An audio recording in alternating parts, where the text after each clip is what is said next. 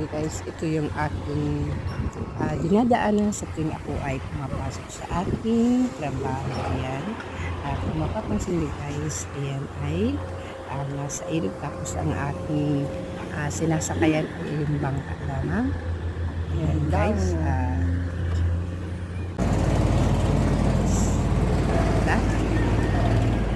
Malalim po yung ilog niya, tapos puno-puno kaya ng murak sa ilalim.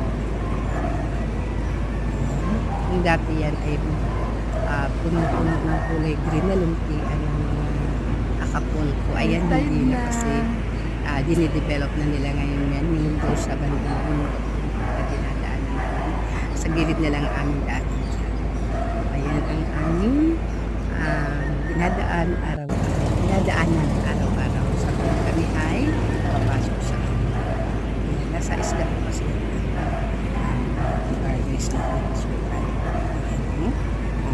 May bako dyan, natutuwa ko din sa bako niya kasi hinuhukay niya yung mga dito sa ilalim, hinuhukay niya mga burak. Ayan, ginagawa pa ng bako, di ba nakakapin pa siya sa gilid para lumalim, wala yung mga bara-bara na dinadaanan.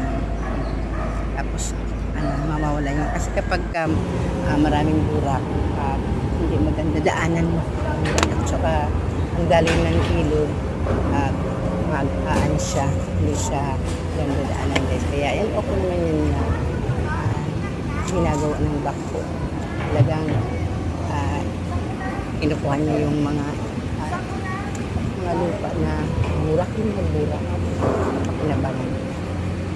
Ayan, ang aking escapade sa araw-araw na ginawa ni Lord. Mapasok ako sa ang ganda kasi tingnan niyo. Ayan, kaya ang aming daanan guys. Ayan, dalawa silang bako. Ayan, ilog.